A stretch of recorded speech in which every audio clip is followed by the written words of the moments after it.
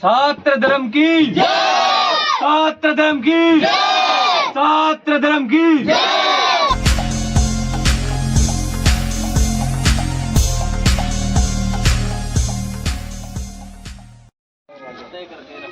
राम राम भाई सारे भाइयों ने। और जिस प्रकार आप देखो भाई, भिवानी जिले के गांव सांद्रवास के अंदर क्षत्रिय युवक संघ द्वारा शिविर का आयोजन किया जा रहा है। निःशुल्क बालिकाओं का जो शिविर है बालकों का वो लगाया जा रहा है। तो उसमें तमाम जो है आपने जानकारियां मिलेगी आपके बच्चों के अच्छे भविष्य के लिए, अच्छे संस्कार के लिए, स्वस्थ शरीर के लिए बहुत कुछ वहां पे बच्चों को सीखने को मिलेगा। तो उसमें भिवानी से अगर आप बात करें तो ये बस जो आप देखने लगे और भिवानी से रवाना होने के लिए तैयार है। तो भाई साहब राम राम। कैसे हो? बहुत बढ़िया है। तो इस शिविर के अंदर बच्चों को क्या कुछ सीखने को मिलेगा? आज का समय ऐसा है कि संकट काल चल रहा है और बच्चों में दुर्विचार बहुत आ रहे हैं। तो ये सबसे पहले श्री क्षत्रिय युवक संघ के माध्यम से आयुवान सिंह संस्थान द्वारा संस्कार निर्माण का छोटे बच्चों में कार्य किया जाता है, जिससे आगे जाके हमारे बच्चे संस्कारी बने और राष्ट्र हित के लिए फैसला लेने में। तो इस शिविर के अंदर कितनी उम्र के बच्चे और इस शिविर में 10 साल से ऊपर के बच्चे 100 साल तक इन शिविरों को कर सकते हैं।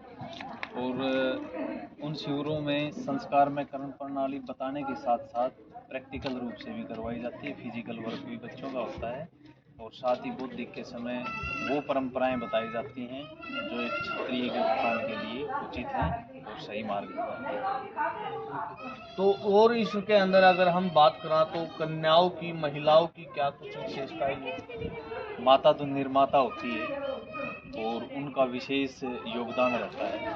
10 से 1 बजे का जो समय है उस दौरान हमारी माता बहनें वो बौद्धिक आकर सुन सकती हैं।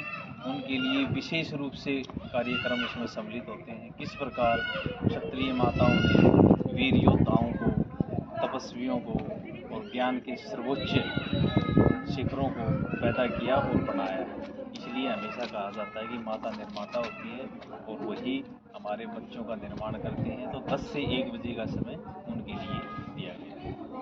तो बच्चों के उस प्रकार जिसका काफ़ी समय ऐसा होता है भाई माँ बाप से दूर होते हैं, किसी को कुछ शारीरिक प्रॉब्लम होगी, जैसे कोई बीमारी होगी, बुखार हो गया, तो इस प्रकार की अगर कुछ बच्चों के साथ में हो जाता है तो वहाँ पर उनके लिए क्या कुछ विशेषताएं हैं?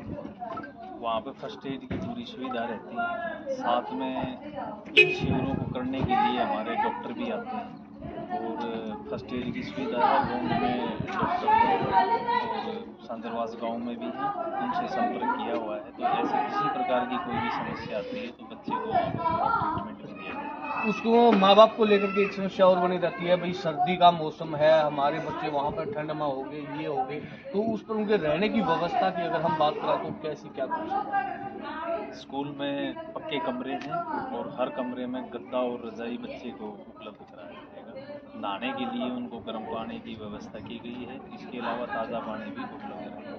यहाँ दिखाया जा रहा है 2 जनवरी से 8 जनवरी गांव सांद्रवास में क्षत्रिय संघ के द्वारा शिविर का आयोजन है, जो कि बच्चों में संस्कार का निर्माण करता है। इसमें धर्म, इतिहास, संस्कृति की विस्तार से चर्चा होती है और बच्चे आज सभी जा रहे हैं। और भी कोई बच्चा बीच में आना चाहे तो आ सकता है। और जो जिनकी एज ज़्यादा होगी, जो कैंप में सामूहिक 24 घंटे के लिए अलाउ नहीं रह सकते, वो 10 से 1 आ सकते हैं। और इसमें धर्म, इतिहास, संस्कृति की पूरी जानकारी मिलेगी। और इसमें आए बच्चों को जो कि आज नशे से, समाज में बुराइयों से जो बच्चे गिरे हुए हैं उनसे उनका बचाव होगा। क्योंकि बच्चे अगर अपने धर्म, इतिहास, संस्कृति को जानेंगे, अपने पूर्वजों के बारे में जानेंगे तो उनको मानता की तरफ बढ़ेगी। आज यहाँ का वातावरण ऐसा खराब हुआ है, ना उनको अपने रक्षक देवताओं के बारे में पता, ना कुल देवियों के बारे में पता। वहाँ सारी चीज़ें हमें विस्तार से जानकारी मिलेगी।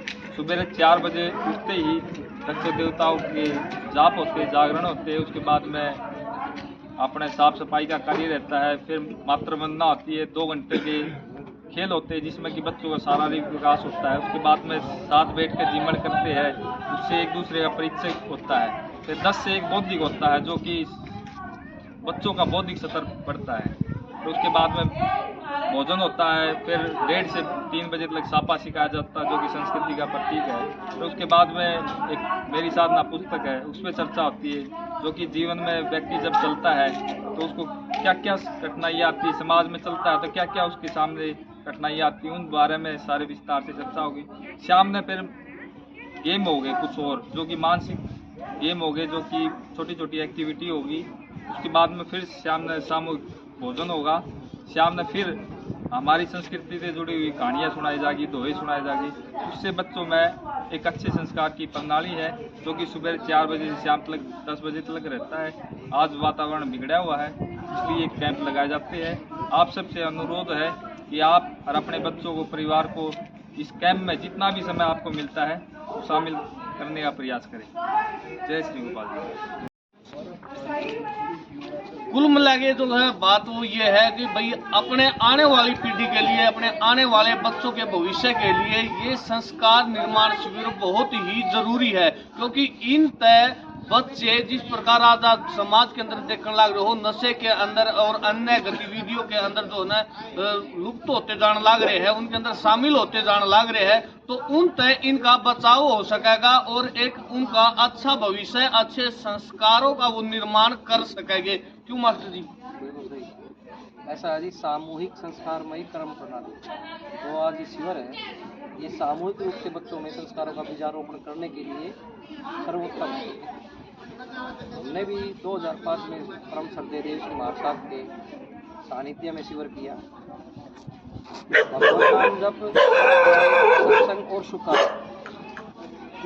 ये 4 चीजें इनके ऊपर ही काम होता है और ये बच्चों में सहजता के साथ मतलब कैसे बीजारोपण करना है, ये अच्छे वातावरण में ही संभव है। वैसे तो संस्कार का निर्माण घर से ही होता है, माता पिता जो पहले गुरु हैं।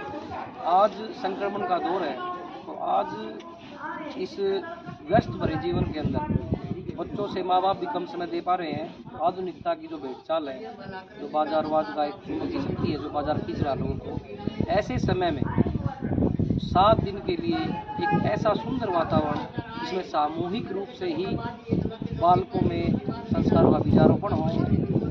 एकमात्र संस्था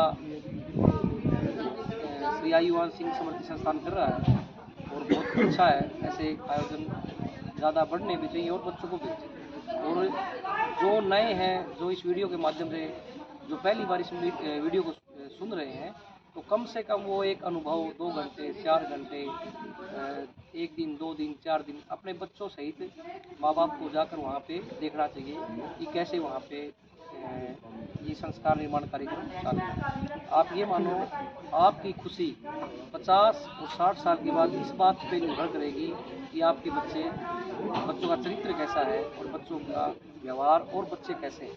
इसलिए सबसे जो अपने घर का जो परम पौधा है वो आने वाली पीढ़ी है, और ये जो काम है ये आने वाली पीढ़ियों का है, और जो आने वाली पीढ़ी है उसको अगर हमने बचा लिया तो हमने सब कुछ बचा लिया। जय छात्र। छात्र धर्म की, छात्र धर्म की, छात्र धर्म की।